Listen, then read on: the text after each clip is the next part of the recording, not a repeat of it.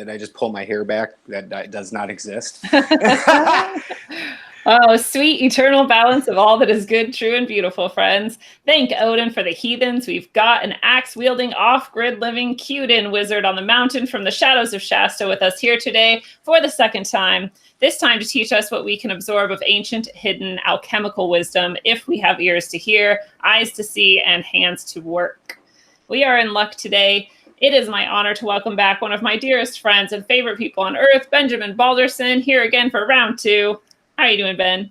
Fantastic, Linz. How are you doing? I am great. It is great to have you. And I want to remind the listeners out there that Rogue Ways is streaming on YouTube, available on every podcast app, and available on the website at rogueways.org, where you can also find my published books, other writings, and tarot readings and guidance for those who are searching for insight or assistance in their personal, professional, or spiritual lives.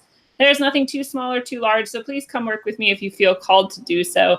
And finally, check out the Eyes Open network, of which Rogue Ways is a part, while you're there. You can find us on Facebook and MeWe too. We love to interact with minds that are discerning and hearts that are open, so come and connect with us. All right, we always start with a pointless question of the episode, and today is no different. Ben, what's your favorite phase of the moon and why? Oh, I'm going to go with when it's absolutely just full, which I just heard on Crow, somebody Sunday was talking about how the full moon it was traditionally considered the new moon rather than the complete lack of moon. An hourglass starts out full and moves to empty. Yeah. That's the way everything else is counted. So why the moon would reverse like that, no idea. But just everything's so active at night. It's so alive. And the moon, when you look electrically, the moon, a lot of people don't understand why the moon's considered feminine and the sun is considered masculine. But when you've got a full moon, now I live off of solar power. So the moon, when you are electrically, when you're looking at things, voltage is the riverbed. Voltage is the feminine. So the wider the voltage, the easier the flow. And then amperage is the masculine. So at night, I get about 58 to 60 volts off of the moon on a full moon. Wow. So I've got a full riverbed, but there is no amps flowing down that river, so it's pretty neat. Yeah. Interesting that we would have always the ancient people must have known this in some way, because why would we have always associated the moon with feminine and the sun with masculine if we didn't know something about what you just said? Because that idea of that it's the voltage and that it's like a wider riverbed makes sense to me, because female is also supposed to be like the matrix of something, like the kind of empty space that's ready to take in the energy and turn it into something. Exactly, the pull. Yeah. And then the masculine is the push or the amperage. So yeah, it's very, very interesting. And it's also interesting that you said that maybe at one point there was a kind of reversal of how we look at the new moon. I've never really thought of that, but the new moon is to us that dark, like nothing moon, which I think Shakespeare was called it like the lack moon, and that makes more sense to me than new moon, right? You're lacking a moon. Exactly. There. The moon is empty, not full anymore. Right. So it's at some point on the calendar they've done it. They've went and reversed it on us. So that's very interesting. And isn't it also that the full moon is when you should start something new? If you're absolutely. So then new moon the reversal of that would maybe lead us away from using that energy wisely. Absolutely. You're starting at the end when a project should actually be ending. Like alchemically, you start a project, you do it approximately a month, and then you start moving on to the next phases. So it would really just kind of reverse order for things. And the full moon is when you have the most, your tides are the highest. You have the most feminine power. If you look at it electrically, which everything runs electrically, when the feminine's out, that's when the stream is the widest, and you need the least amount of masculine power to make things happen. I totally get it. And I love talking about things like this because it always makes more sense to me afterwards. So you have been active lately. Tell us of your adventures. So just 3 or 4 days ago, I got contacted by Freeman Fly. So I'm going to be talking to him this week, including forwarding him this interview. That's So that so way we, exciting to me. you bet. And that all stemmed, and then I've got another show on a Las Vegas radio station here coming at the end of the month. His name's Jimmy. I'm going to post all the information on that when it gets a little bit closer. And all of that stemmed from a fantastic interview where I tied my tree of life to alchemy on Crow 777's show. That was an amazing show. If people haven't listened to it yet, they should totally go check it out. And You I think it bet. really helped that it came on the heels of Phoenix Aurelius, who laid kind of like a groundwork, I guess, more so for alchemy, so people could have some idea of what you're talking about. Because the things you're talking about are generally pretty advanced. There, you have to have been looking into, I guess, like occult sort of ideas for a long time to even have an idea of what you're saying. Exactly. But the principles of it, even if you don't understand the intricacies, the principles of it can still kind of seep in for anyone, I think, which is what's cool. But when you were talking about your tree of life on Crow's show, it was hard because it's not a visual show. So you weren't really able to show anybody what you were talking about. And I think it's something that really needs a visual for people to connect with it. So I know that you've brought that today, and maybe you can walk people through your tree of life. And do you want to tell people first, like, how you kind of came about it, or do you just want to get into what it is? Absolutely. I can absolutely tell them approximately how it came about. So it didn't come about originally from the alchemist side. It came about from the Odinist side. I personally follow Odin. I believe all Odinists should follow alchemy. If you read any of our stories, it's all very alchemical. It's very interesting. And I live off grid, just like heathens originally did. And I spend a lot of time I have two spots. One's a rock on the side, up on the side of the mountain that just kind of oversees the valley. And then the other one's a rock that sits over top of a vortex. And I sit there and meditate. And while I was meditating, I was thinking about the runes and Yggdrasil, which is the tree of life. And Odin said, I'm three minds. And some things just started floating around and playing in my head. And for the next 2 or 3 months, I was just like a pit bull chewing on a bone. I couldn't hardly get it out. You're like trying to extract like the different threads and see how you can actually like bring them into this world, basically. Exactly. And then just shortly after that, I ran into one Miss Lindsay and a group of friends, and we all started talking, and they immensely helped me put it together. And the ideas were all in my head, but I was basically like the brown wizard from the Hobbit movies. Like words, yes. Oh yes, words. Yes. Yeah. I remember talking to you at that time, and I was like, so is it? I was just kept asking you all these questions because I knew you were on to something really important, but you weren't like able to put it all together coherently. Yes, exactly. And I use the word things a lot. Like everything was things. And in my head, those things, each time I said it, meant something, and a whole bunch of very specific items, but all I said was things. Yeah. So it's been a real interesting couple-year process making these things understandable. And then last week on Crow was the first time that I tried to do it just verbally with no visuals whatsoever, which is a real handicap. And yet it still came across really well, and people were kind of blown away by it. So that was excellent. I was personally impressed with how far you have come with all of that, packaging it for people to access it. And none of it would have happened without Christy and my friends and Lindsay, without you guys there. I when most people wouldn't know this, but when I first figured this out and started trying to get it to understood, I asked Lindsay just to flat talk to people about it. I didn't even want anything to do with talking to people. I was like your middle woman. So, but let's go ahead and do this. Yes. Show us your tree. So this is my tree of life. Now, what we're going to do for today, and the way we're going to explain this is today, and we're looking at this very center colored portion. Today, we're going to call this a plant as while we're starting alchemy. So when you first start your alchemy, you have an entire plant. This is your prima materia, this entire thing.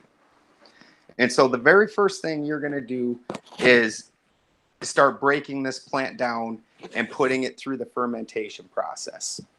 Now, as the plant ferments in an anaerobic environment, which anaerobic means without oxygen, and aerobic means with oxygen. So you put it in an anaerobic environment, and then what happens is, just like the human body, with the human body, when you go anaerobic, you start producing lactic acid. Well, the plant will start producing ethyl alcohol and a little bit of methanol. Okay, so, and just like with a human, if you put alcohol, like rubbing alcohol in your skin, you will notice that it pulls the oil out of your skin and leaves your skin extremely dry. Well, as the byproduct of the alcohol happens, that will also take and pull the oil from the plant material, causing a separation. So what we have is, now when we strain the fluid from the body at that point, what we have is we can go and create a middle line. We're separating the two. And up here is going to be alcohol and oil. And down here is going to be your plant material or your body. So now that we have two separate things like that, we're going to go ahead and treat these again as above, so below, in the same fashion. So now this is a prima materia and this is a prima materia. But both the top section and the bottom section are prima materia? Yep. Okay. Exactly. We so can't now instead see of one, so oops. Fully. How about now? How about now? That's better. Okay. So now now rather than just one prima materia, we have two. We have a masculine and a feminine. Is the feminine at the top? Yep. The feminine is at the top. All right. You can still see it, right? Mm-hmm. Okay.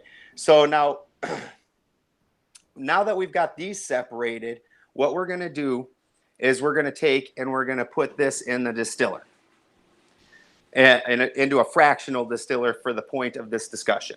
Okay.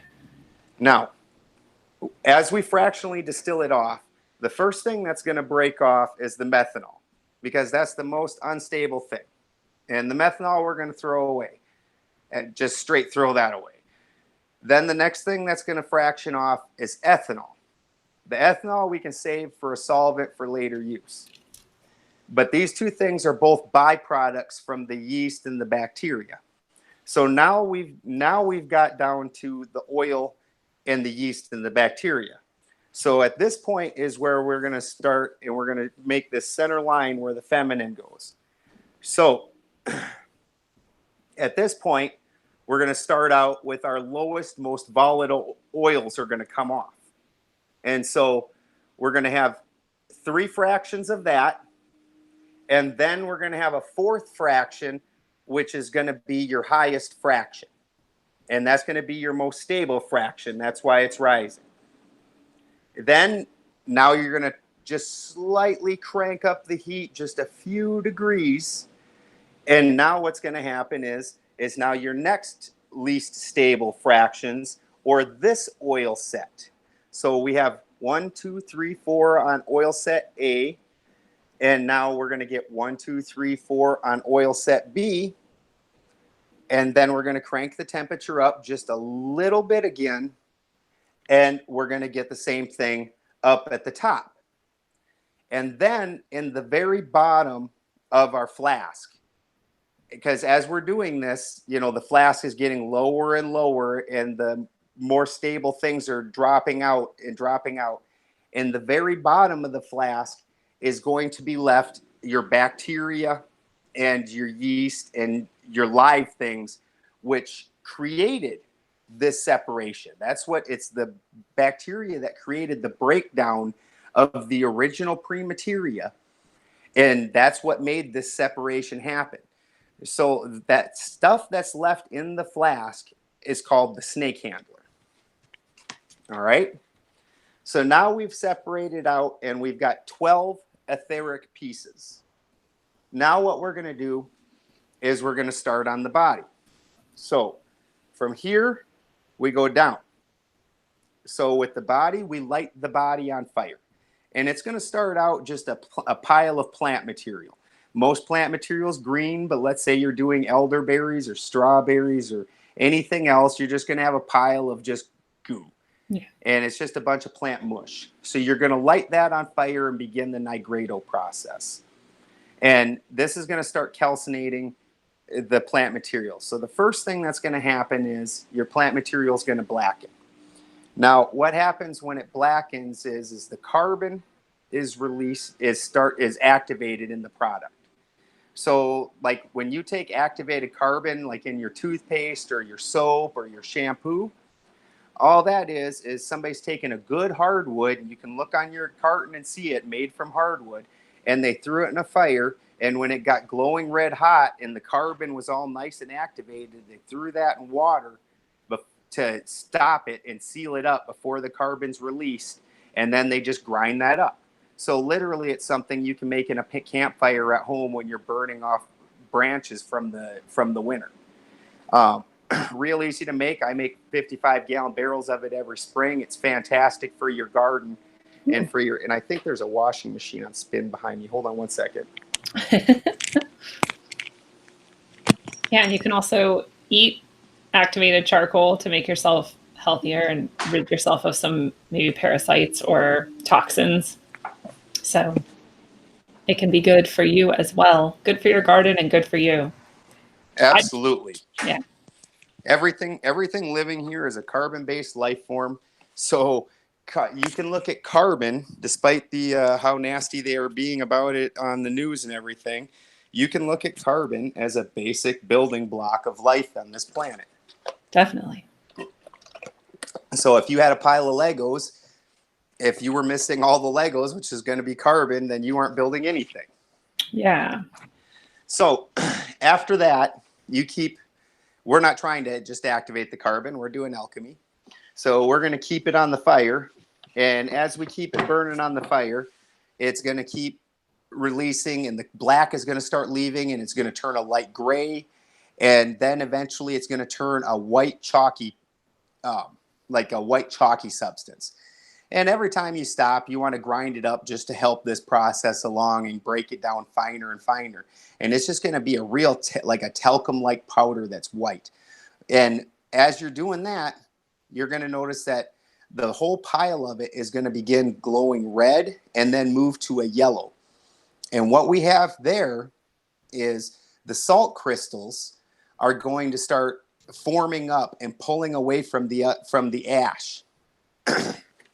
So we have 12 levels of salt crystals. Well, after the salt and the ash is mixed together, we mix it with distilled water, and then we take and strain out the ash and then let the water evaporate off. What you're left with is a little tray of pure white crystals.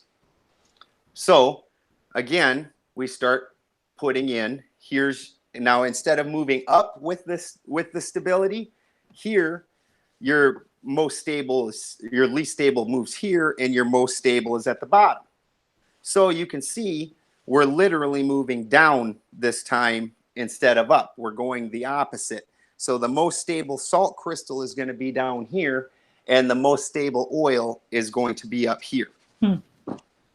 Now, what you're going to notice is this, with all these diamonds, in particular, looks like a snake.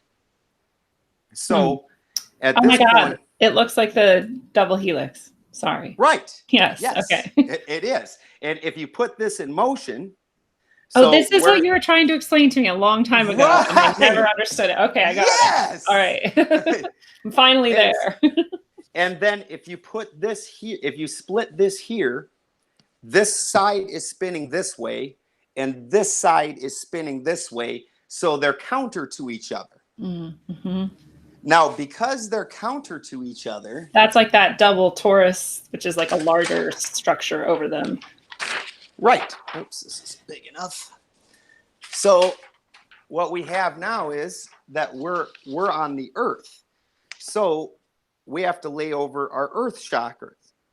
And these will go all the way up top here. But this one represents, so we just got 3 boxes. So these 2 are counter, making a field, and we're on this earth. So here's our 3 earth boxes. And that's what locks this whole deal together right now. Yeah. Before the alchemy. Because while we were doing the alchemy, the 3 things that we were getting rid of are water, cellular material, and carbon. And that's what breaks down into these 3 boxes. And so we're burning, water being the first thing that leaves, and then your carbon leaves, and then you're just left with, the cellular material should be down here, my bad. Carbon and then cellular material, which carbon is very interesting because when you're doing the fermentation process and you have it just the liquid, carbon's released from the liquid, which would make it a gas, which would make it a liquid crystal. But then when you turn around and you go down here and the carbon that's left in the body, this is a hard carbon, and carbon we all know can get compressed and turned into a diamond, which is the epitome of a hard crystal. So carbon's some weird stuff. Everybody likes to talk about how weird water is. Carbon equally is weird. So, and that's what we are, is we're water and we're carbon. So that's interesting. Right. And then the third thing is cellular material, which is the shell or the basic, housing of that. Okay, so also I want to just mention that carbon can do that, like where it's like the most kind of like what dense you want to say, and the most sort of like etheric at once, and that's also like us as beings, right? Exactly. Okay. Exactly. So we've removed those portions now as we're doing the alchemy. So those are the things that got burnt out and actually taken out of the process. Mm-hmm. So now instead what we have here is your 12 salts down here and your 12 oils up here. So then what you're going to do at this point, now that you have these 2 things pure, is you're going to put them back in the flask with the snake handler. And that's what's going to happen is this bottom end is going to overlay the top end, and this is literally going to become a snake. Yeah. Because what you're going to find is that, yes, or in my culture, the Jormungandr. Jormungandr.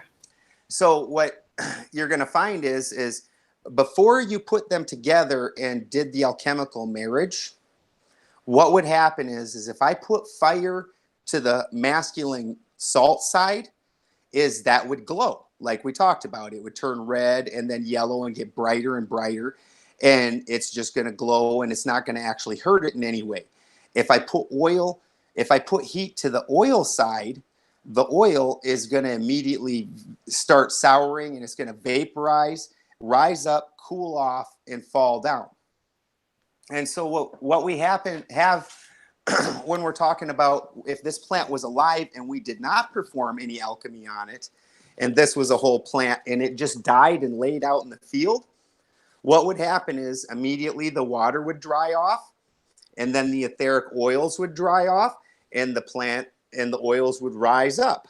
First, the least stable oils, and it would move up to the most stable oils, and then those would just leave. Well, then the body of the plant would start rotting, and the carbon would leave, and the cellular materials would rot back to ash, and then the salts would get released. First, the least stable salts, all the way down to the most stable salts. Then the oil, as it gets into the atmosphere, would cool off and fall back down, and the salts will rise back up, and you have the infinity, and they will come back together again and find some goo of water, carbon, and cellular material, and you're going to have a new life. With a human, the mother breathes in the feminine vapors, and the father puts in the masculine salts, and the womb of the mother carries the cellular material and the carbon and the water, and the 2 meet there, and you have life. All right. I'm like struck with like emotion right now. Like what a beautiful process. Absolutely. Just amazing. It is. So, but the thing about that is if you do that out in the field and you have this whole infinity of life and rebirth, every time your essence rises and falls, and every time your salts fall and then rise, what's going to happen is you're going to not meet the same salts and the same oils.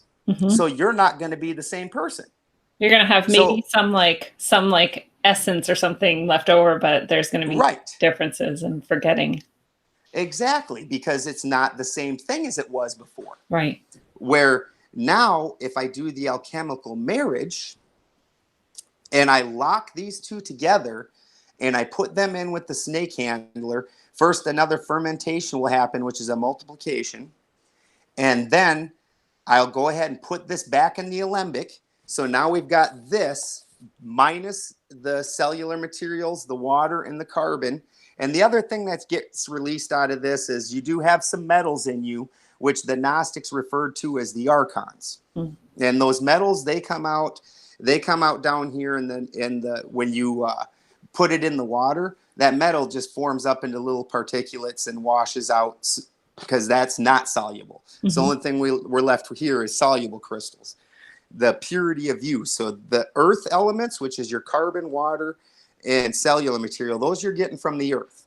The metals you're getting from the other luminaries, the archons, whatever you want to call them, planets, gods, whatever. So now you just got salt and oil. Well, we put them back together in the alembic and we start throwing heat to it. Now, the amazing thing that's going to happen now is the two things are going to rise and fall together. So where before, when I put heat to it, this side would just stay solid and just sit there. Now this side and this side do the exact same thing. They rise and fall together. So now every time this being gets the heat put to it, say I take and throw some other gunk in there, throw it in my alembic, this piece is going to rise and fall together just like the phoenix, and all that other gunk is just going to fall off it. And what's going to be left over in the closed end of the of my system is going to be the purity of these two things interlocked together forever. Wow. This is every single spiritual tradition encodes this. Exactly.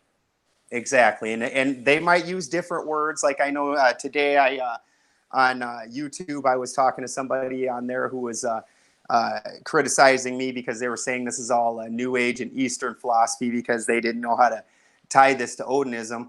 But the words are just different. Yeah. And the story is the same over and over and over again because this is how nature works, period.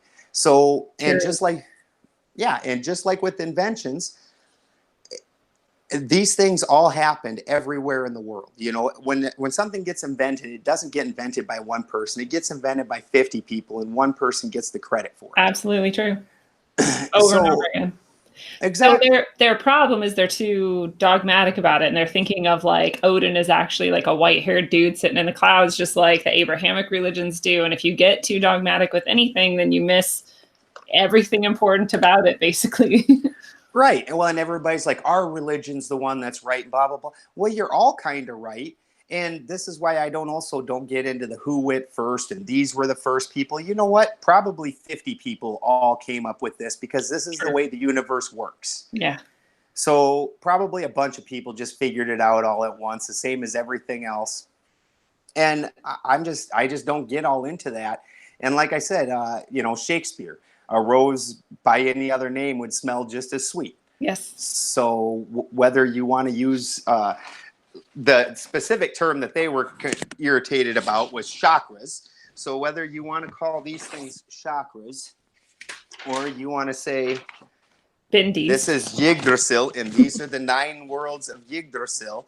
And I tied Odin, Vili, and Ve together in order because each of them have their own Yggdrasil. And once I took the prima materias of each of those and tied them together and made one overall Yggdrasil, and you can call these the 9 worlds instead of the 9 chakras. I don't really care what you call them. Amen. And did anybody kind of see that, or was everyone just like, no? Oh, I don't know because it was right before the show because this weekend I had been on a Renaissance Festival up in Lake Tahoe, so I wasn't able to answer a lot of the questions over the weekend because it was in the mountains and no electricity. So yeah, Yeah, Yeah, and you kind of want to like let the haters go anyway, so they can figure it out. If they have like real questions and they're actually searching, they'll find their answer. exactly, exactly. And then I think a lot of the people, when they look at these things, they aren't truly looking at the mechanics of it. They're looking at it in a very churchy type of view. Like, you go to church, this is what the priest said, and I believe, I have faith, Yeah. blah, blah, blah. Well, I do also have faith in things, but I have faith in them because I understand the mechanics of them. Just like I have faith that when I drop this box, it's going to fall. Oh, and Yeah. it did. That's Yes. amazing. Yeah, well, that's like the often misunderstood, I think, basics of Gnosticism. Like a lot of people look at Gnosticism and they're like, oh, I don't know, they attach all this dogmatic shit to it. And I'm like, when you get down to like the bare bones of what Gnosticism is, it's that you should go experience something in order to know it. And that's it. Exactly. So if you want to know anything about God, well, you go find out how to experience it so that you can know it. If you're listening to someone else just tell you a thing, that's not anything. That's worth nothing. Exactly. And see, if you look at, so like Odinism, so you look at it, it's basically the same story as alchemy. Yeah. He started out as the I am. There's nothing else. This is the all. Everything in the universe is this. That encompasses all of it. And that's the only thing known. So this is our prima materia. Then it goes into two circles, so right. So we've got a masculine and a feminine, a void and a material. Then what happens here is the void pulls the two sides of the masculine, which is where you get the the three circles put together, the quitetra, or however you pronounce that. Oh, is it kind of like that Celtic design? Yes. Okay. Yes. Because the masculine then, or the all father, has your feminine and masculine side of the material world. So what we have is, as an Odinist, we have the fire world and the ice world. The Younger Gap is the all mother, and the all mother's void pulls the two material realms together. So you have three high ether realms, which when we're looking at the Yggdrasil, so here's your fire world, here's your ice world, your feminine, your masculine, and the Younger Gap is underneath right here. Mm-hmm. So it pulls off three breaking pieces, which is your high ether, three low pieces, which is your high masculine, and then your middle ground, where we live. So this is just the same as alchemy. We started out with a prima materia. We separated it into a masculine and feminine, and then we separated the masculine side into masculine and feminine again. And when we look at it as just these two, this side, the masculine, is the immovable object. That is your rock.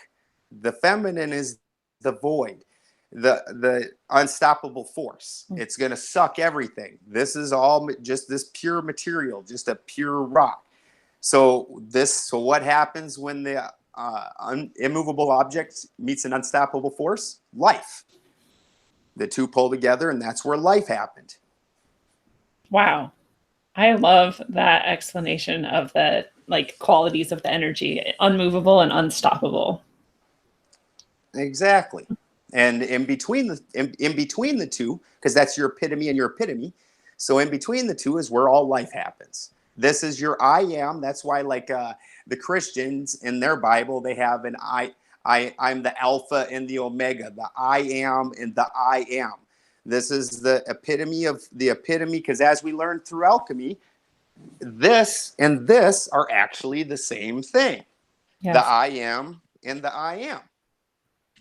And if you ever take water and speed it up, you'll notice that it will go and it'll hit a vapor point.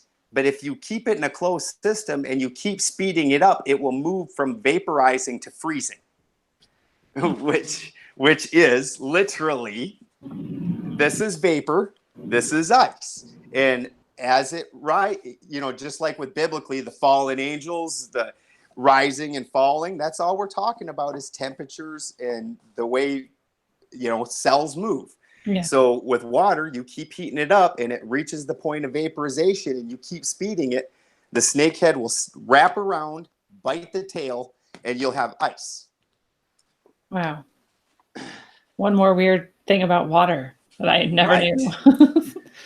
I'll send you a video on it. I would love to see that. Yeah, I'll try to post it in the show notes too. What does carbon have an equivalent action since carbon is so weird as well? Or do you know? Right. Well, like I said, carbon will turn around and it'll crystallize clear down into a diamond. Right. Okay. Yeah. But it will also be a gas. We breathe it. It can be a Right. liquid.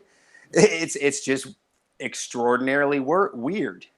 Like them three earth cellular materials, or them three earth materials, are all just very weird, and I just kind of always look at it as like a cosmic goo. Yeah. That allows these two forces, like I said, if we looked at them and split them, we have this set of arrows going up, this set of arrows going down, and they're look like they're moving the opposite. But that's just because of spatial positioning. This is what the Kabbalian's trying to teach you, is that it's all on perspective. Because if I'm sitting down here, I'm going to say this is turning to the right. I'm right. Right. If I'm sitting up here, I'm going to say this is turning to the right. I'm right. Right. And they're both correct. But from their spatial positioning, this one thinks this one's turning left, and this one thinks this one's turning left. Yeah. And so, but they're both exactly the same thing, and they're just happening at different times and spatially positioned across from each other. So you remove that earth and you lock them back in together. And now instead of having an infinity and you have two opposing forces, the two are collapsing together and making a circle. So now we've got the Ouroboros or the Jormungandr, and then you're moving up to the next level, because now that you are the purity of yourself, while you put your masculine and feminine together, one of the things that society today has so many issues with is that they want to make us all so horribly androgynous. And while we all definitely have masculine and all definitely have feminine, at that point, we're going to understand that we're either more masculine or more feminine. Mm-hmm. And when we move up to that next level and hook up with the other circle and make the next infinity that we have to work through again to collapse to make the circle again, mm-hmm. We're either going to be the masculine or the feminine side. So, and then we'll interlock with that and do it all over again. Yeah, it's very, very, very rare in nature to have something that's not either masculine or feminine, right? That's either both or neither somehow. Right. And while you might have both, you're still going to tip to one side or the other. And I mean, and that's still not even discounting the pendulum, because like let's take the way your body works. Throughout the day, the sun's out and you're out working, you're burning off your etheric oils, and your oils actually leave. You become more masculine throughout the day in the sun. Your masculine aura builds. Well, then at night, that stops happening and the moon comes out and you start building up your oils again, and now you become more feminine throughout the night. Wow. You bet. Same with a plant. That's why when you go to pick a plant, you pick a plant in the morning before the sun hits, so that way you can maintain the maximum amount of feminine in the plant as possible. I had no idea that was a thing. That makes so much sense. So you bet. This also then ties, like if we're getting energy and we're getting literally rebuilt by the moon and the sun, right? We're getting energy from the sun too. Then this could be a reason why they want to block us from being able to access the energies of the sun and the moon, right? Absolutely. This is one of the most horribly disgusting things that humanity's allowing to happen. I am just in shock that we've gotten to the point where they think that we find it in any way, shape, or form acceptable for them to start messing with our very source of life. And we're beyond the point where it's even like a conspiracy theory now about whether or not chemtrails exist, because now they just openly say, like, we're going to aerosolize the whatever particular the atmosphere in order to control climate change, right? Because everybody says it. Not everybody. Nobody really says it except for your people on TV. The people you bought and sold, the scientists that you own, and the organizations that you control say it. Those exactly. Yes. And all of us that are saying BS, and all the scientists, because there's plenty of scientists out there that are calling BS on this. Plenty but for some reason, they don't get any airtime. Nobody so weird. Yeah. It is you know? disgusting. It's absolutely atrocious. It seriously reminds me of the Matrix when what's his name? Not Neo, but the other guy, Morpheus. When he's like, what we do know is we're the ones who blacken the sky. You know, straight up reminds me of that. It's like, are you serious right now? Yikes. Right. Yeah. So how does that tie in? Because you've tied that in also with some of your... So one of the things that I had looked into, and it just struck me, I'm like, well, all of these elites, whether you want to believe what they believe or not, the same as, let's take the Gnostics that we were talking about earlier. Yeah. So they consider the metals to be archons. Right. Now, the reason I say metals, they consider planets to be archons. Right. But the way the planets affect you is that, let me get my handy dandy notebook. The way the planets affect you is that just like everything else in the world, you, the plants, the world itself, when the light hits it, it starts burning off its feminine essence. So metals are the feminine essence of an overall planet. So when the sun hits it and the planet heats up and starts burning off this metal or oil, because you can tell metals are feminine because when you put heat to them, they turn liquid. Where a hard masculine will just turn and glow. Like you put heat to quartz, it's not going to turn liquid and glow. Okay. Or turn liquid, it's going to start glowing. Right. Where metals will turn liquid. So when you're looking at the planets, Mars is iron, the sun is gold, the moon is silver, Venus is copper, Mercury is, of course, mercury, Jupiter is tin, Saturn is lead, Uranus is aluminum, Neptune is platinum, and Pluto is steel or magnesium. So you have these metals in your body. And depending on whether the planet is in ascension or retrograde, you're going to find that the positive or negative effects associated with these metals are going to start appearing in you.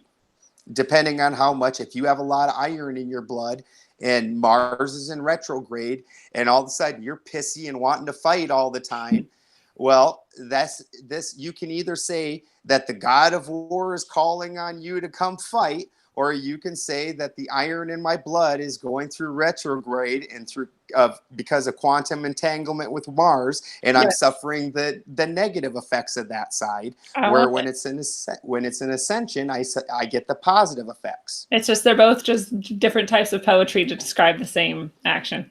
Right. And the only real theological argument you could have is whether there's a conscious intention behind this.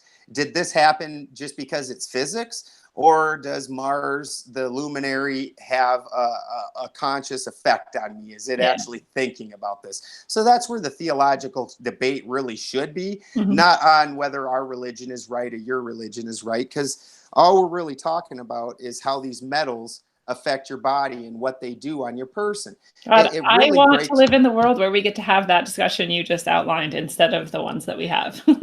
Exactly. I mean, what I said on Crow is we could say they're evil Satan beings from hell and that they made me fart, or we could say that the breakdowns of the beans created a methane gas which built up in my stomach, which I had to release before I had issues in my little bitty stomach, like all right, whatever. Yeah. But when you start looking at these stories, which are much more interesting than scientific stories when you look at any of the histories or theologies, because a good heathen story is exciting. For a lot of people, listening to somebody talk about alchemy is not that exciting.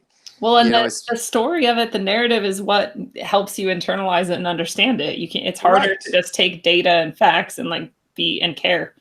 Exactly. I mean, if you sat there for the 6 hours it takes me to do nigredo on a plant, you'd fall asleep 12 times and tell me I'm dumb, right? So we look at these old stories and we start breaking them down to the mechanics of it. Now, if we look at Roman history, the way the biggest thing that you really hear about in chemtrails and in vaccines, for that matter, is aluminum. Yes, it's like the most toxic substance. Right. Now, when we turn around and look at our chemical chart, aluminum is Uranus. So now let's go ahead and look at Uranus. And in Roman culture, the way Uranus was born was he was an immaculate conception to Gaia, which is the planet Earth, and the father being just the ether. So he is considered the sky god. At that point, he then mated with Gaia and produced the Titans. So what the Titans would be is your dense salt type beings.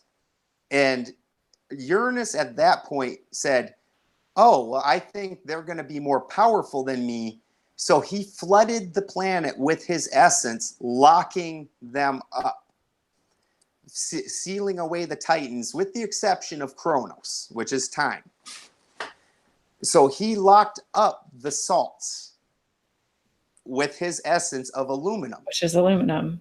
Now we look at what happens when we ingest aluminum, and we can talk to our good friend John Brisson, which I have, and him and I are getting ready to do a show where we go through all these things, and we actually tie Gnostic and terms to what actually happens in your body.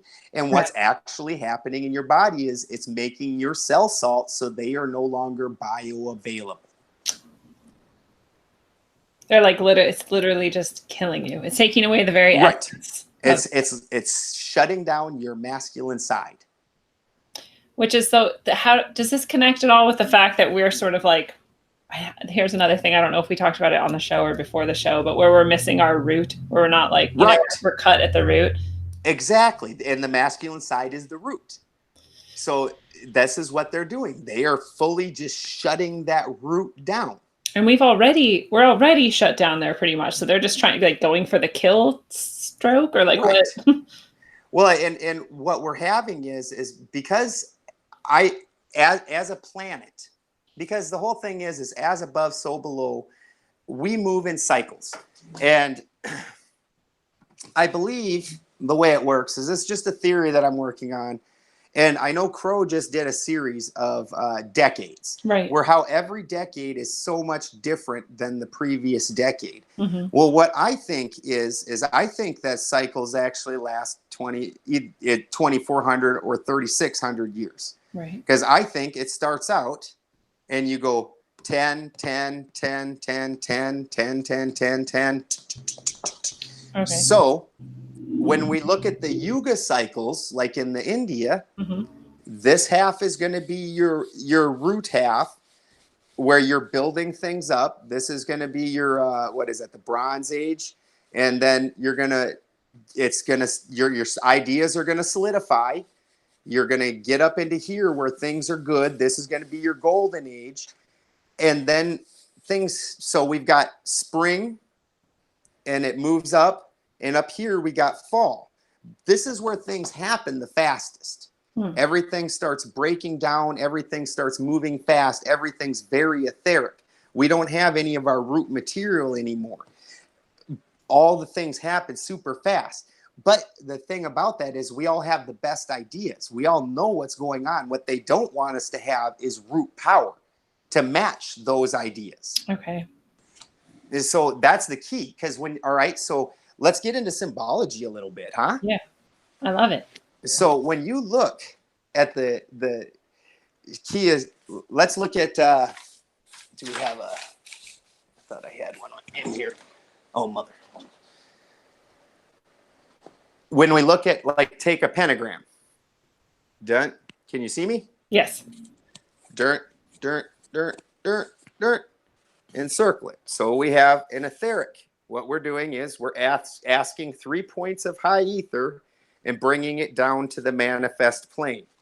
When we flip it upside down, same thing. We're asking 3 points of density or material and bringing it up to the manifest plane, because this is where we live. So now when we look at the symbol of Solomon, right here, we have a triangle, and right here, we have a triangle. When the snake head bites the tail, we have a 6-pointed star as this triangle overlays this one. So they understand that that is the time, not only in the world, but in your body. When that snake head bites the tail, that's when you have access to the high ether and you have access to the low material. Because when with alchemy, when we've removed this, now we have access to the 1 and the 9.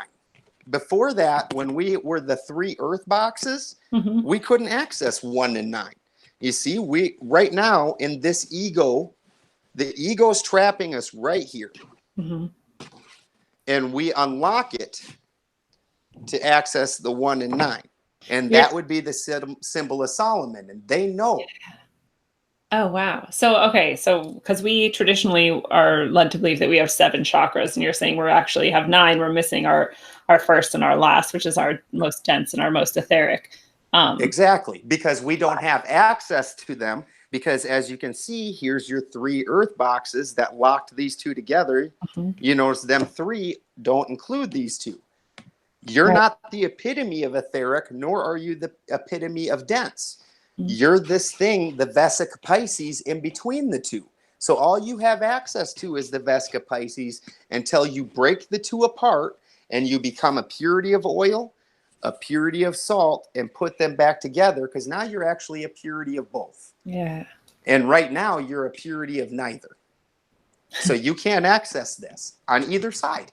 This is your pure material, your pure thought. And this is your manifest plane. After you put the 2 together, like the phoenix, you have access. You immediately manifest your thoughts because you have access to both the 1 and the 9. Oh, thank God I don't have that yet, because I don't have mastery over my thoughts. So right. When they talk about eating the philosopher's stone, which is just basically where you purify the different metals, and the philosopher's stone would be mercury, and you eat those metals, and you get a glimpse of what it would be like if you were to do the alchemy on yourself and have these things. And they say if you are not absolutely prepared for the philosopher's stone, it's just horrifying. I've read stories about a lady that drank out of a cup that had been, because when you make the stone, you dilute it, you take and put it in a cup of wine, and then you take a dropper and you drop it into another cup, and then you take a dropper of that mixture and drop it into another cup. And you keep doing that, and it's so horribly diluted down by the time you get to drinking it. And so some lady had just drank out of a cup that was used by that, and they didn't wash it out properly. And like, think about all the nasty thoughts you have throughout the day. You know, just little stupid things like, God, I wish that fucker would die. Well, they actually would. And you might have just been being pissy and they cut you off in traffic and it was just a momentary thought. But that momentary thought, if you have full access here and here, happens. Yeah. Another interesting one I had today, everybody goes on about how gods are so horrible because they don't want to understand. That's the one thing I really enjoy about the Norse pantheon is they're so realistic.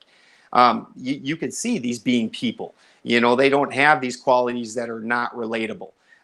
These things should be relatable because Odin was one of us, and he put made the 3 minds into one. He was Odin, Billy, and Bay, and now he's just Odin.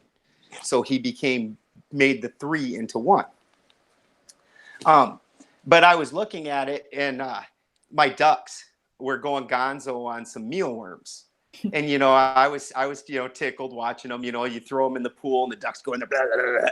And what is that? What is that? You know, because I don't consider that mealworm life form up to my life form or up to the duck's life form. I find it enjoyable to watch the duck munching the shit out of that poor little mealworm. Like, don't kill me. True. Okay, what kind of horrible warlike God just did this to me? Yeah. Why doesn't he know? care? He could Right. easily save me. Exactly. So, I mean, you know, you start putting these things, it's very interesting. And here's one other thing that I didn't get to do on Crow that I see that I've got here. That's very nice. I don't have all of it. This is very hard to do. I guess the other half of it didn't come with. But you can see, so the tree of life is just the masculine side of things. In order to actually get it completely right, what we live in is the tree of life inside of the flower of life. Wow. So you can see how the two happen, and then you can see when you're looking at your three minds, 2, 3, and then it's just circles inside of circles, and everything just interconnects, and in here you have, it's just all weaved into a beautiful pattern. The flower of life is the matrix, and the tree of life is the energy. Right. This is the shell. The masculine is the push. Yeah. And what we really have in reality is a mix between the two, because we don't really live in circles, nor do we live in straight lines, you know, like the 90-degree being the angles of sorrow and all that kind of thing. Well, that's because that's horribly masculine in a circle. And if you ever walked into just a perfectly circular room, it feels very odd because that's overwhelmingly feminine. And we should really kind of be in an in-between is where we're comfortable, because that's what we all are, is an in-between. I mean, if you look at those like old cathedrals and whatnot, they're often, you know, they have all their arches, which are like the circular sort of aspect, but it's also the whole structure has a lot of like right angles and long straight lines as well. Exactly. Maybe you should that's absolutely. Exactly. A nice mix, because that's the way the world works. Nothing goes straight. Nothing goes things don't go straight nor in a perfect circle. Everything kind of goes in a mixture. So what do you think is their actual, I get that they're trying to cut us off from our power and they're trying to cut us off from our root, and they're spraying the sky with aluminum so that we can't access that most dense sort of salt. And like, why? Like, what's their end game? What do they want? As we come through the cycle, we're moving into the time, at least in this solar system, because as above, so below, as you move through these cycles in your body, the planet also moves through these cycles. Mm-hmm. So we're coming to a planetary time where the snakehead is getting ready to bite the tail. Okay. We're coming to a time of gods and monsters again. So as we have the more root material available to work with, we're able to do bigger and grander things, and we haven't had that available. We've been in an etheric time. Now we're moving into a more root time, so we're going to have that dense, rooty material available. They don't want us to do that. These guys, they have considered themselves, this is why you see 911 everywhere. Yeah. So when you look at it, the reason that the 9 and the 1 got opened was because of the snake handler, who is a 1. Okay. He's the 1. And how did he open the 9 in the 1? He didn't do it by coddling the plant and going up and nurturing it and taking care of it. Right. No, he broke it down. He tore it apart. He ate it from the inside out. He totally tore apart that prima materia. Who did that? The snake handler. And what was the snake handler doing? Breaking all of this down, attempting to get the 9 and the 1 open so it could create a new order. Because once the snakehead bites the tail, you're no longer part of this order of infinity. You move up to the next order, a new order of plants. Well, in this case, they want to break society down, just like you have to do with the plant, extract out what they want, and they're the handlers, put it back together. They get to control all this, and they get to have the pieces. When things come around, who are going to be the gods? when that power, when that time of gods and monsters comes, who's going to have that power? When they've locked you away to the point, hell, they don't even need to lock most of you away at this point. Most people will just not do it because they're told not to, because they're told that this side is evil or this side is evil, and don't access your power. You don't know better. We know better. Never mind that we've fucked up everything we've ever done in history. Yeah, but we know better. You're just a stupid simpleton. You don't have a piece of paper that says you're smart. Right. Yeah. I hate that people are so convinced by this shit. It's seriously, I like watch every once in a while, I just get like a little glimpse of television and I'm like, this is what people are doing. They're watching that and they're believing that it has any kind of like sense or value. And it's so fucking vapid and like shallow. And then like they like do, like you said, they do what they're told. They're like, oh, well, they told me that a storm's coming. I have to go buy 20 billion gallons of water and some fucking bread or whatever. And it's like, chill the fuck out and think for yourself for a little while. Like exactly. I get more and more disconnected from it and I can't understand it anymore. Right. As you're watching it, you're like, do you realize how horrible that is and how self-destructive? Like, you are seriously hating on yourself. Yeah. You know, like, and this is part of what's going on alchemically. You've got your dense side and your etheric side fighting, and you're supposed to be turning the two into one. Yeah. You know, just like with let's take a job. You can take a job where you make a ton of money, and that makes etheric sense. Yes. I'm going to do the best. I'm going to have the most opportunity. I'm going to succeed, but I hate this fucking job. It's a horrible job. It makes me miserable every day. Now your dense side is miserable, and your dense side's like, I don't give a rat's ass about that money. I don't care about how successful you think this is. I'm miserable. Now you flip it around and you take like one of these guys, like I live in Northern California. I see all kinds of guys that are, oh man, everything's just love and light, blah, blah. I've never held a job and I beg to eat every couple days. That don't make no damn sense either. Now this guy is just, you've got to do something that both sides like. Right. You know, the job's got to take care of you and make you happy. Yes. So if you're not doing that, you've got this internal struggle going on. Because you've got to have a logical side that things have got to make logical sense, and they've got to be fun for you too. Because I don't know how many times in life you've come upon things that, you know, I thought that was going to be fun and I thought that made sense, but it really sucked. You know, and even when I think about it now, it still makes sense, but I hate it. Yeah. You know, you've got two sides to you, and the two sides got to be in alignment in order for things to really be great. That's just the way it is. I'm totally there right now. Like I'm leaving behind the things that make sense for the things that I enjoy, but I have ideas about how to make money while doing it as well. So I hope that works out. Well, and that's the whole thing is as long as you can get it to make etheric sense and you can actually live, you know, because I mean, this idea that success comes with a number of dollars, and if I don't own this and this by this age, that's what success is. Now, success is just enjoying what you're doing and being happy with life, and actually living. You know, you have to have that part in there. You've got to actually be, you know, thriving as a life.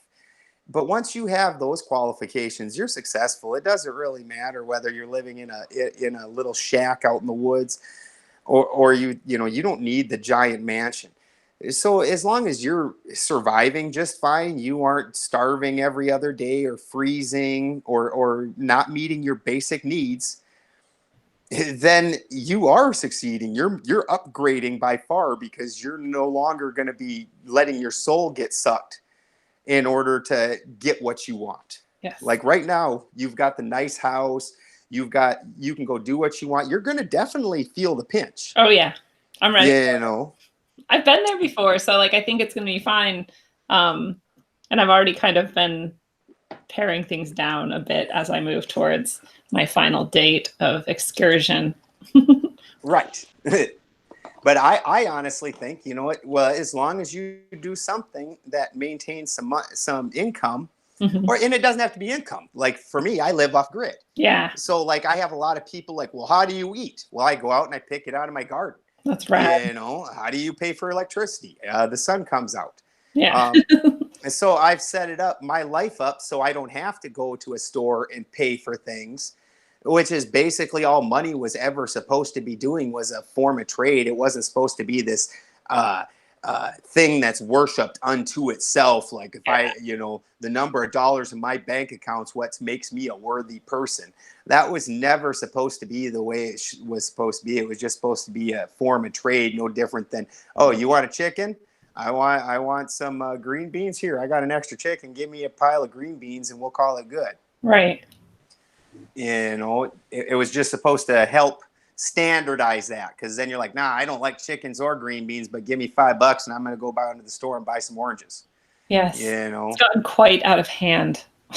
Absolutely. I mean, there's literally nothing behind any money anymore. It's all just imaginary playthings that we think about because we have the piece of paper that proves that we're smart.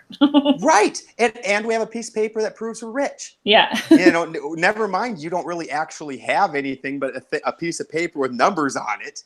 I love that there's this time my sister, when she was very small, was looking around, she's noticing things at the store, and my mom didn't have quite enough money to cover our purchase that we were going to make.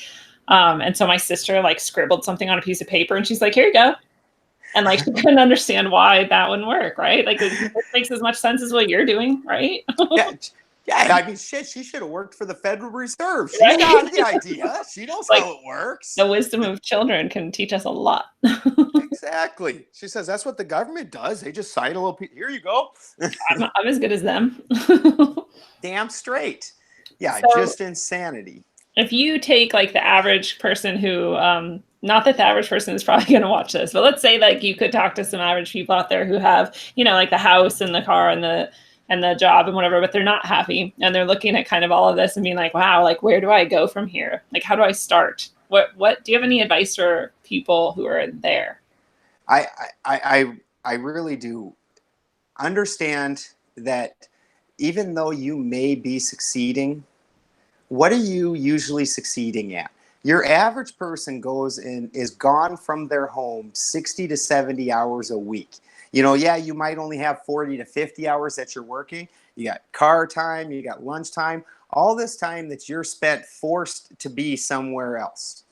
And during that time, all you're doing is using that time to accrue to pay for things at home, a place that you aren't at.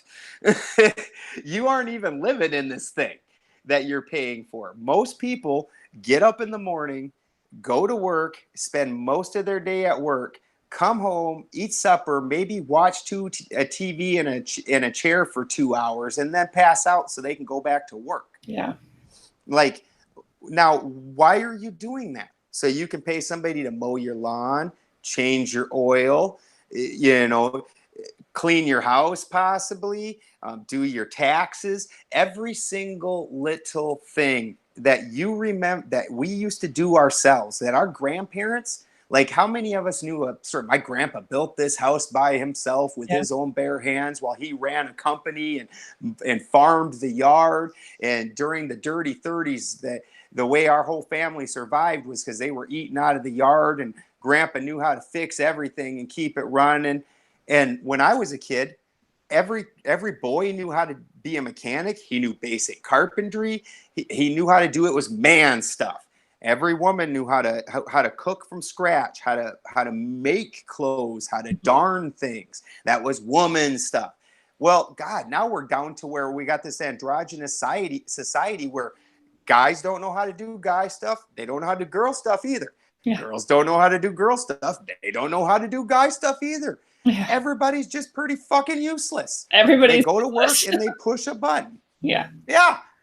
If you cannot just push a button, go to work and push some buttons to make things happen, you can't actually do anything. And you're having to go and waste your whole life to pay other people to do things you could be doing. Yeah. It doesn't cost crap to change your oil or fix the little things around your house or mow your lawn. It's $250 for a cord of wood. It costs me $5 worth of gas and some time in my chainsaw, time that I can be at home doing what I want, spending time with my family, overseeing my house, rather than at a job paying some guy $500 to come cut down my tree and then pay $250 for the cord of wood to throw in the wood burner. Yeah. Amen. Well, I was going to say it's time that you've spent kind of reclaiming your sovereignty, but really it's just time that you've spent being sovereign. Like you never had to reclaim it. You just have to be it, do it. Exactly. Just take it back. Decide that you're no longer going to be a slave to these people. And I understand it's not an easy start, but here's a fact. This is going to work like everything else on a Fibonacci curve. So you're going to start out and you're going to go, God, I can't hardly do a fucking thing. And you're going to look in YouTube and you're going to figure out how to fix a couple of the things around your house. And you're going to have to start learning how a couple things work. And then you're going to learn how to do a couple things on your car. And then pretty soon you're like, that's pretty easy. And it's going to keep moving up and up. And then all of a sudden you just start understanding things, and fixing things is easy. And you can do all kinds of things. That's it. Everything works on a Fibonacci. You make them little bitty leaps at first because it's all new. But as soon as you start doing more things, you're capable of doing more things and more things and more things because they start compounding on each other. It's absolutely, I agree. And the other thing that I think is hard about starting to change your life is how much resistance you have from people around you. And it's often like almost subconscious, I think. Like no one actively wants you to fail or wants to stop you, but people are so set in their ways that when they see you doing something differently, they're like confused and sometimes they're angry. And like there's that's where the whole Agent Smith thing, the whole Agent Smith analogy comes out. Like you don't realize, like I get it a lot because I live off grid and the things I do. And I'll just be talking about my life and all of a sudden somebody's pissed and they're screaming at me like, what the fuck, dude? You know, and what it is you've set off a trigger in them that says, you're not living like me. You're doing something I didn't have the guts to go do. Yes. But so now I'm angry. You're not being like me and you need to conform. Yes. Or it expresses like worry, like, are you okay? Are you like, what's wrong? What's wrong? What's happening in your life? You're having a crisis. You're like, I think you're having a crisis. Like, I'm really good, actually. Yeah, that's what Christy's gotten since her and I start dating. Everybody's always like, are you okay? She's like, have you noticed I'm happy? Yeah. And then like her family, like, you lost weight. Are you okay? She's like, yeah, I quit eating from depression. Yeah. So I don't do that no more. So I lost weight. They're like, we're worried about you because you're healthy and happy. Yes. Yes. Oh God, my family, it's insane. Every family reunion, I have to explain to them, you guys remember I have Wilson's disease, which runs in our family, which means that I cannot drink coffee or do any kind of an upper. Any kind of a stimulant is not good for me. I will have seizures. So every time you see me and I'm skinny and you're all fat, I'm for some reason a meth head now. And I'm like, oh God. How many times do I have to explain this, people? Just because I don't eat like you doesn't mean I'm a meth head. Man, like, people the world over would just have like a wonder in their life if they just learned to ask some questions. Absolutely. And this is my own family. Yeah. And they should know. Yeah. It's insane. Just people get into these like habits of thinking and habits of being, and like there's not questioning it, you know, and they're just moving along. And so something comes and like kind of stops them and they're just like, wait, what? What is this? And I have to like take a second to reorient. Well, and then usually it's the Agent Smith reaction. It's not good because, oh, hey, here's this strange thing and it makes me angry, you know, and I'm going to attack it because it's different. I mean, how many people, like, if they see a weird bug, will immediately kill it? Kill it. You don't need, yes, kill it. That thing's a freak. Like, you don't even know what it is. That could be like the best bug ever. Yeah. You know, like this thing could eat like 3 million mosquitoes tonight. You don't even know what it is. Sure. It could be the cure to something and you just destroyed it. Right. Because, and straight up, because because it doesn't conform with what you understand. You don't know what this thing is. So I need to destroy it. Right. You know, and we're no different with each other. It's absolutely true. Well, so what What do you want to say in the end? What are your final kind of words to wrap things up, or words of wisdom, or thoughts for people as we're parting? Well, this week I will get posted my videos on spagyrics. And for the most part, that is going to be the big thing that I would like to see as many people do as possible. Awesome. Because that's where there isn't really a religion out there. That's not where the basis for what they are believing came from. This is the way the universe works. Right. And until you see that with your own eyes, you do it yourself, you won't start having these internal answers. And until you have them inside, the fact is I can tell you a story and you can say, yeah, that was a fantastic story. And then tomorrow somebody else tell you a different story and wow, that one was good. And you're never going to have a root. Your root comes from doing the work. Yeah. That's the only way. You can tell me, if I've never done mechanics in my life, I can listen to one gentleman that tells me to get a lug nut off, I need to turn it clockwise. I can turn around and listen to another gentleman that says to get a lug nut off, I need to turn it counterclockwise. Now, at this point, both gentlemen sound exactly equal to me. In my etheric head, because I've had no experience, they're the same. Right. Once I go out and change a couple tires, that guy that said turn it clockwise to take it off, he can fuck off.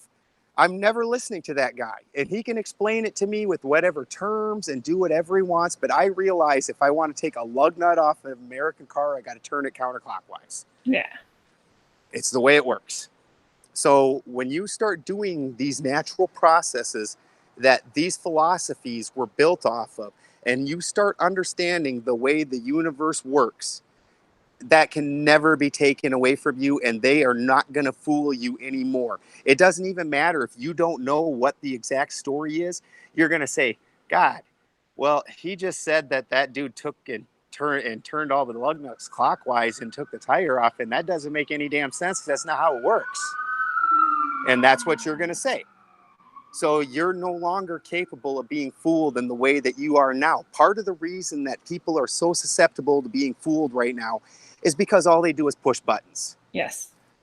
As soon as you get out and start experiencing the world and looking at how it works and touching it, and feeling it, and smelling it, and tasting it, and just experiencing it, what they say doesn't matter anymore. Amen. Well, so that's really exciting because I know a lot of people want to do a lot of this work, and especially in Eyes Open, there's a lot of people in Crow. There's a lot of people who would love to learn more about it. So where are you going to be posting those videos? It will be under Benjamin Balderson on YouTube or Odin's Alchemy on BitChute. I think it kind of hoping BitChute's going to be the one that sticks. Yes. You know, but who knows? Maybe what's that one that Zoom, is that the other one now? Oh, I guess. Yeah. I thought BitChute was more like YouTube, where it was like the actual platform where you can post videos, and Zoom was more like a way to make it is. videos. Yep. It's supposed to be just like YouTube, but who knows whether it's going to catch or not. Yeah. You know, it's one of those things, like we're all trying to find that alternative platform that isn't so sensory. Right. But then those, because they're alternative, they kind of come and go. So well, the blockchain aspect of BitChute is promising, right? I have no idea what blockchain is.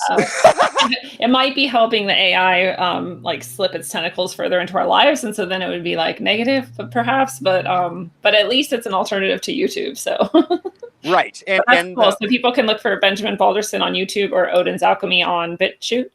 You bet. And I should have those up and posted this week. And for everybody that's already been following my videos, I'm also going to have some of my bigger and badder equipment out. Cool. And we're going to go ahead and take this into more advanced alchemy. So it's not just going to be, unfortunately, obviously, I lost everything from the radio station and all the videos I had built up there. That's really frustrating. Yeah. But it might be better because you have been more able to kind of make everything cohesive and like a narrative for people to follow now. So maybe that'll be better. Exactly. They'll definitely be better videos. And now I've got a little bit better equipment. So I got some new things I can show off to everybody. And then plus I've got some things that I've been brewing. So cool. So I think it'll be real excellent. And I'm going to get the starter ones out this week. And we're going to just kind of start showing the different levels of ways to extract things because there's a lot of different ways to distill and distract, but there's only one full way, which is what the philosophy was built on. Yeah. And that's your ultimate one. And that one is also going to be put in there. So we're going to get that started this week also. Wow, that's so exciting. I'm so glad. And fellow travelers of the path, it is a beautiful thing. This has been your analog, electric, concentric dose of wisdom, according to the sagacious Benjamin Balderson. Thank you, my brother from another dimension, for being here today. I love you, Lindsay. I love you. This is awesome. And there isn't a goddamn thing you can't do if you choose. When you are taught to shut up, sit down, wait in line, change your thinking, mold your personality, and forget what you love, you were deceived so deeply you maybe forgot what you are. You are everything worthy. You are a spark of the divine. You are powerful, and you are always connected to the source of all that is. When you are quiet, you will hear everything whispering to you to wake up, to come home, and to take root and live. So fucking do it. And until next time, travel well, aim for balance, and always look inside first.